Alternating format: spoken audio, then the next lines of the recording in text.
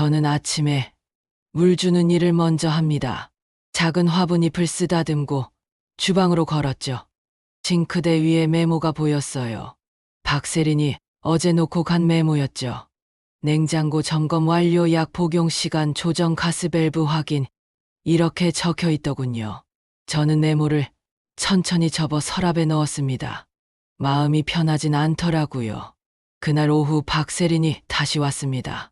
냉장고 문을 열고 유통기한을 하나하나 읽었죠. 저는 설명하려고 입을 떼다 말았습니다. 저도 날짜를 본다 하고 싶었지만 말끝이 그러더군요.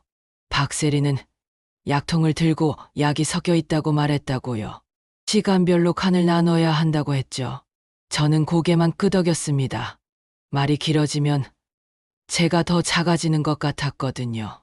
저녁 무렵에는 계단을 내려갔다가 박세린과 눈이 마주쳤습니다.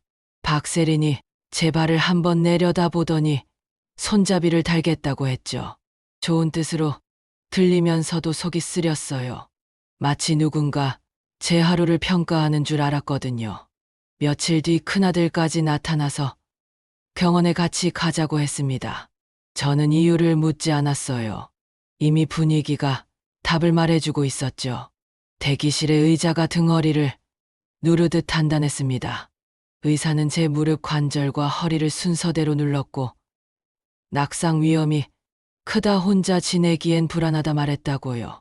저는 웃는 얼굴로 고개를 끄덕였지만 속에서는 작고 둔탁한 북이 울리듯 두근거림이 퍼졌죠. 진료실 문을 나서는데 박세린과 의사가 한참 대화를 이어갔습니다.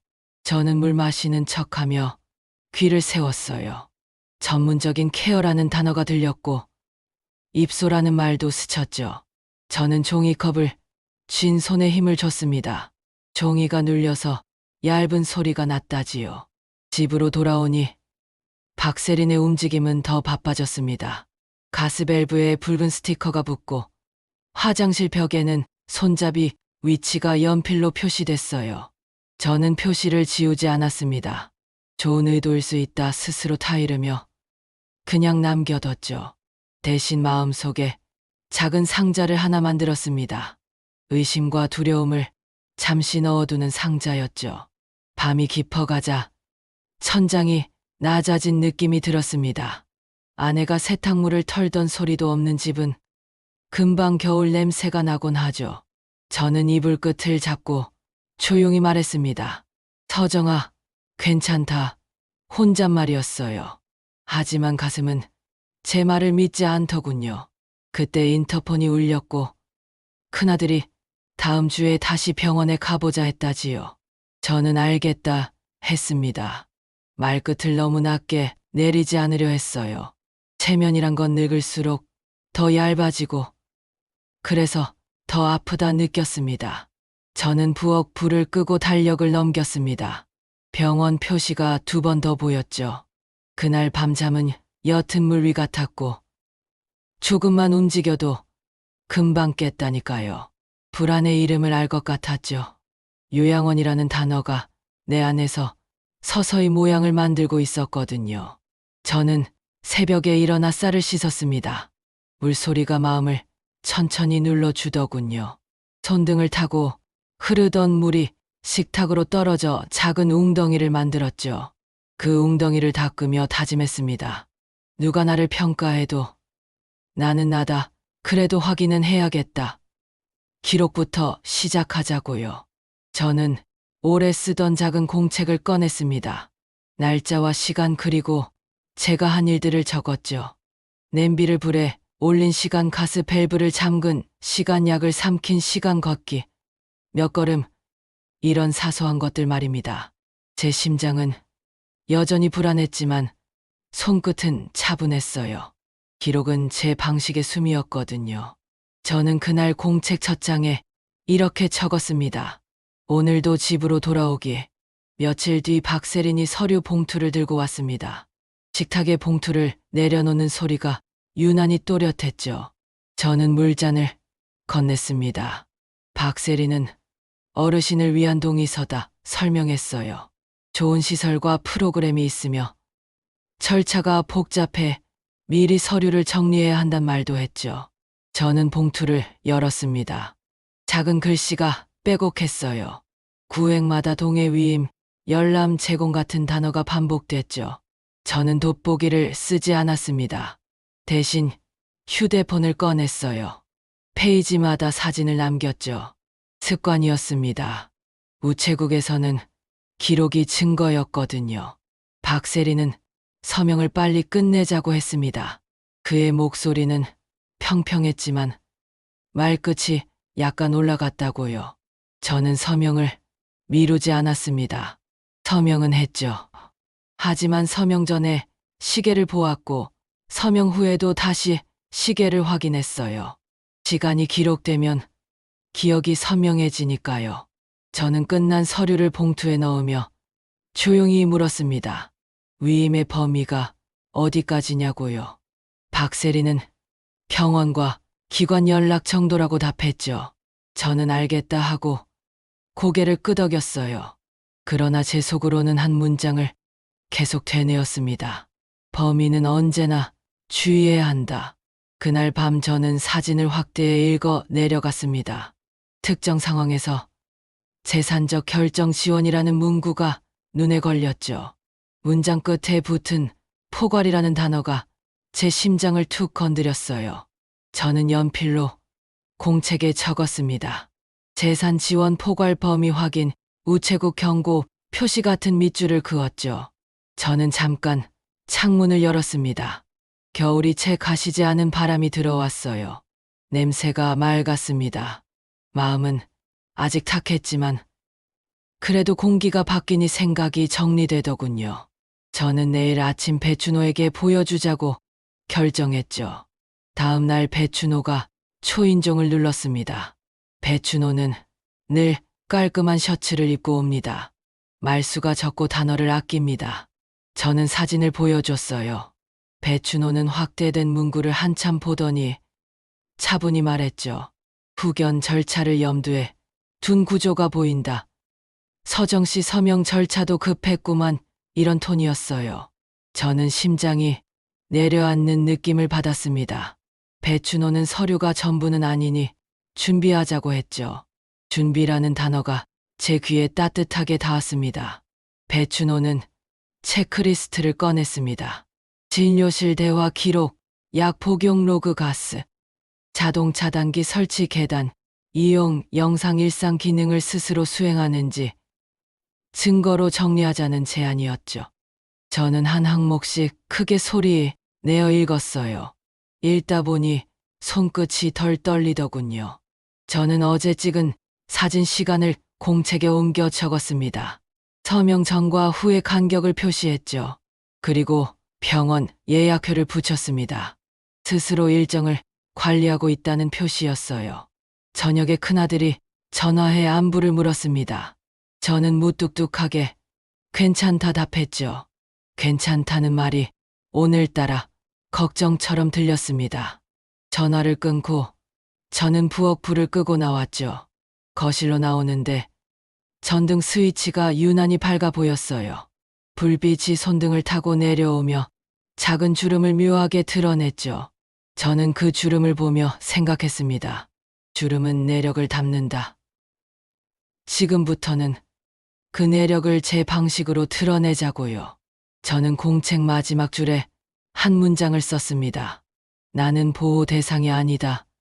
나는 선택하는 사람이다. 그날부터 일상이 달라졌습니다. 저는 작은 카메라를 현관에 붙였죠. 누가 드나드는지 기록하려 했어요. 휴대폰에는 알람을 여러 개 걸었습니다. 아침 약, 점심 약, 저녁 약 각각 알림을 울리게 했죠. 알람이 울리면 약을 삼키고 바로 사진을 찍었습니다. 삼킨 약에 빈칸을 찍고 공책에 시간도 적었어요. 가스불을 켜고 찌개를 올린 뒤에는 타이머를 눌렀습니다. 끄는 순간에도 다시 타이머를 멈추며 사진을 남겼죠. 사소한 동작 하나하나가 저를 지켜주는 방패 같았습니다. 시장에 가는 길에도 휴대폰을 열었습니다. 상인들과 주고받은 돈 액수를 기록했고 영수증은 따로 봉투에 넣었죠. 상자에는 날짜별로 나눴습니다. 배춘호는 저녁에 와서 제 기록을 훑었습니다. 배춘호는 고개를 끄덕이며 말했다고요. 좋다, 이게 일상 기능의 증거다. 진료실에서는 대화의 맥락이 중요하다. 이런 조언이었죠. 저는 끄덕이며 공책 첫 장에 세 줄을 만들었습니다. 진료실 대화 메모 포인트라는 제목이었죠. 병원에 가는 날 저는 얇은 브로치를 달았습니다. 자개 표면이 빛을 먹는 것처럼 은은했죠. 브로치 뒷면에는 작은 녹음기가 숨었습니다. 배춘호가 가져온 물건이었죠. 저는 브로치를 매만지며 마음을 가라앉았습니다. 대기실에 앉아 숨을 길게 내쉬었어요. 의사는 다시 무릎을 눌렀고 허리를 만졌습니다. 저는 통증을 정확히 설명했죠. 언제 아픈지, 어느 동작에서 더 불편한지 짧게 끊어 말했다고요. 의사가 고개를 끄덕이며 넘어짐 가능성을 말합니다. 그 순간 문틈으로 박세린의 목소리가 들어왔죠. 혼자 계시니 불안하다. 시설을 알아보겠다. 이런 말들이 이어졌습니다. 저는 손끝으로 브로치를 한 번 눌렀습니다.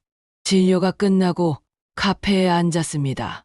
저는 종이컵 뚜껑에 이니셜을 적고 시간을 썼죠. 스스로 주문하고 계산한 사실을 남기려 했습니다. 배춘호에게 메시지를 보냈습니다. 녹음함과 영수증 확보라고요. 배춘호는 확인 문자를 보냈습니다. 문자는 늘 짧죠. 그 짧음이 오히려 든든했어요. 집에 돌아와 씻고 나오니 해가 기울고 있었어요. 노란 빛이 거실 장판을 길게 스쳤죠. 저는 의자에 앉아 오늘의 기록을 정리했습니다. 사진 파일 이름을 시간 순서로 바꾸고 공책에 작은 박스를 그렸어요. 약 복용 정상, 가스 정상, 외출 처리 정상, 이런 식으로요. 그 박스를 채우는 일이 어쩌면 내일을 살 힘이 된다는 생각이 들었습니다. 밤에 큰아들이 전화했습니다. 목소리가 조심스러웠어요. 저는 평온한 톤으로 말했죠. 일정은 내가 챙긴다. 방문은 미리 알려달라. 박세린의 도움은 고맙다. 하지만 결정은 내가 한다. 이런 문장들이었어요. 전화를 끊고 나니 창밖에서 겨울 끝에 바람이 움직였죠.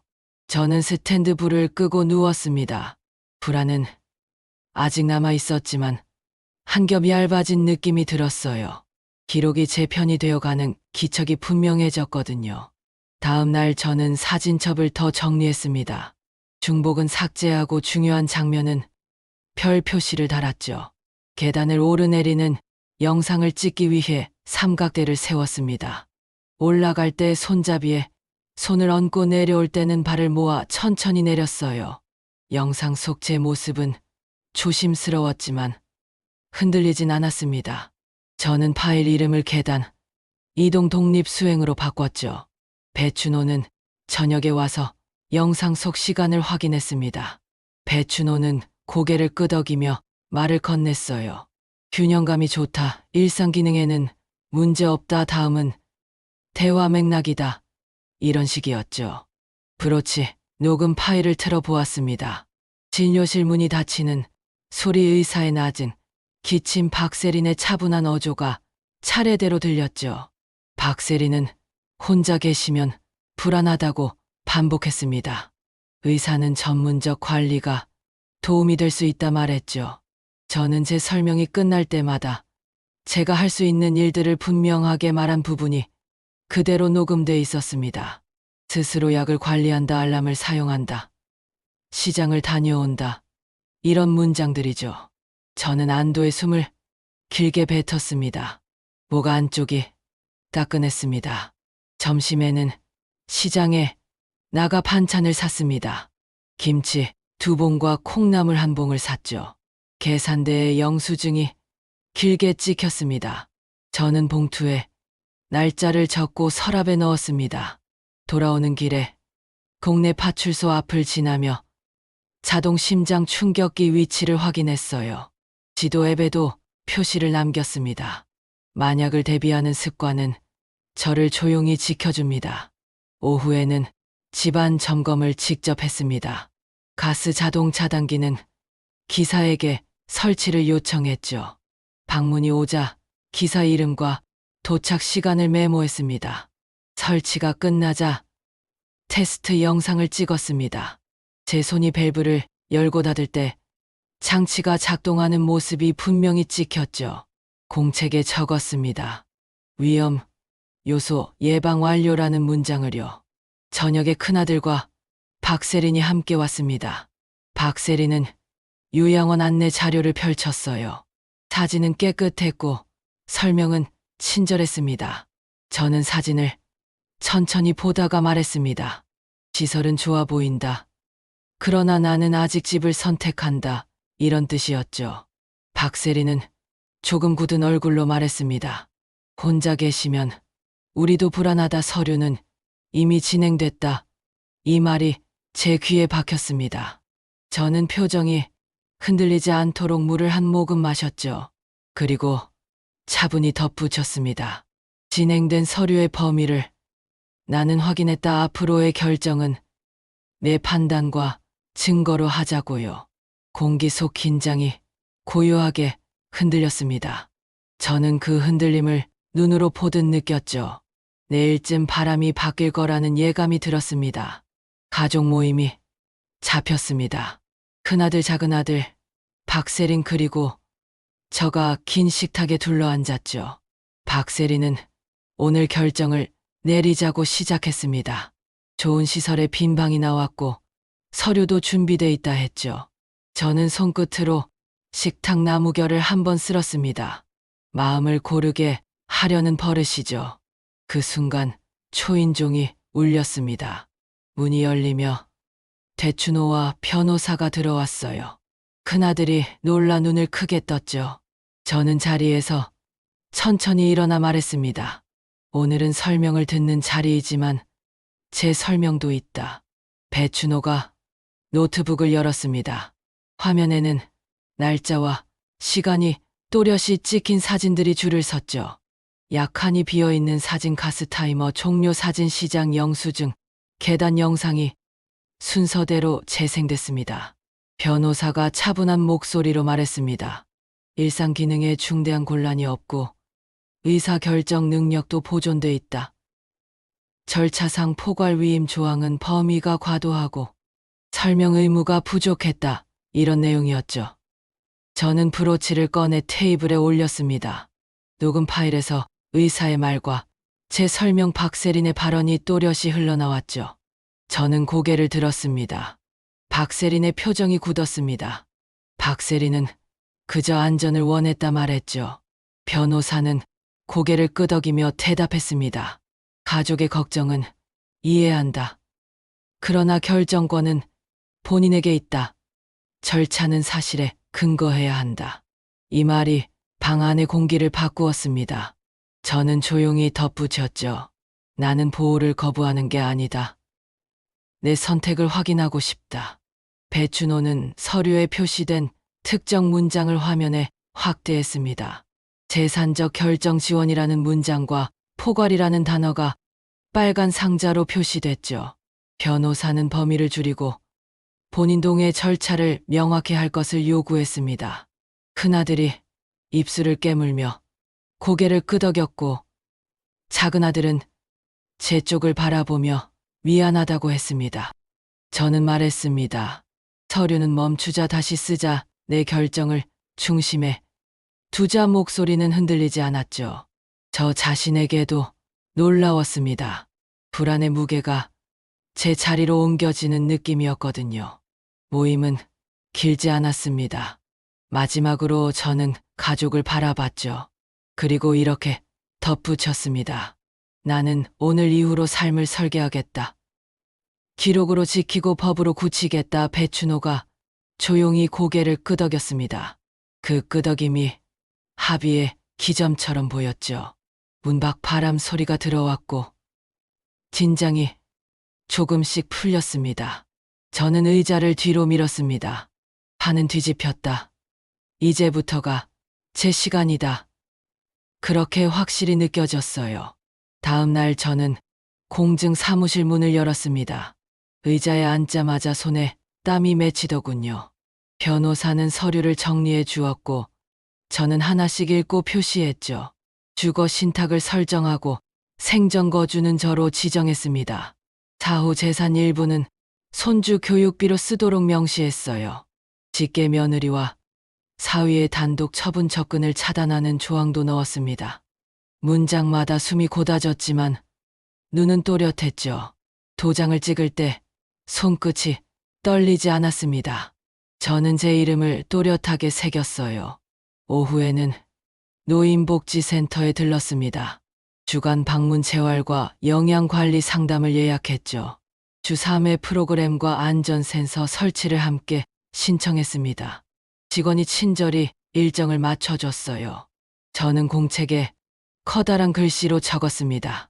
도움을 받되 결정은 내가 한다. 이 말 하나로 마음이 맑아졌죠.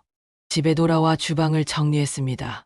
약통을 새로 배치하고 알람을 더 선명한 소리로 바꿨죠. 식탁 위에는 큰 글씨 리모컨을 놓고 자주 보는 채널을 메모로 붙였어요. 벽에는 일주일 식단표를 붙였습니다. 된장과 나물 위주의 식단을 정하고 기름진 날은 표시를 했죠. 작은 변화들이 집을 다시 제품으로 돌려주고 있었습니다. 저녁 무렵 배춘호가 들렀습니다. 배춘호는 문턱에 들어서며 한마디 했죠. 이제는 설계가 시작됐다. 저는 미소를 지었습니다. 미소가 자연스러웠어요.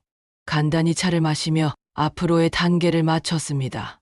요약 문제는 당분간 보류하고 정기 검진 기록을 쌓기로 했죠. 위급 연락 체계도 정했습니다. 큰아들과 작은아들 순서로 연락하고 그 다음은 배춘호에게 연결하도록 만들었어요. 잠들기 전 저는 거울을 보았습니다. 눈과 주름이 깊어 보였지만 낯설지 않았죠. 주름이 오늘의 결정을 알고 있는 얼굴이었습니다. 저는 속으로 중얼거렸어요. 나는 약해지지 않았다. 그저 방법이 바뀌었을 뿐이다. 저는 스탠드 불을 끄고 누웠습니다. 오래간만에 이불이 포근하게 느껴졌죠. 창문을 스치는 바람 소리도 더 부드럽게 들렸습니다. 역습은 달콤했습니다. 달콤함은 과장된 기쁨이 아니라 조용한 안도였습니다. 며칠 뒤 작은아들이 집을 보자고 했습니다. 차에서 내리니 정원이 있는 단독주택이 보였죠. 문을 열고 들어가니 밝은 거실과 큰 식탁이 먼저 눈에 들어왔습니다. 작은아들과 작은 며느리가 방 하나의 문을 열었습니다. 서정어머니 방이에요. 이렇게 말했죠. 방 안에는 낮은 침대와 큰 글씨 리모컨이 놓인 텔레비전이 있었어요.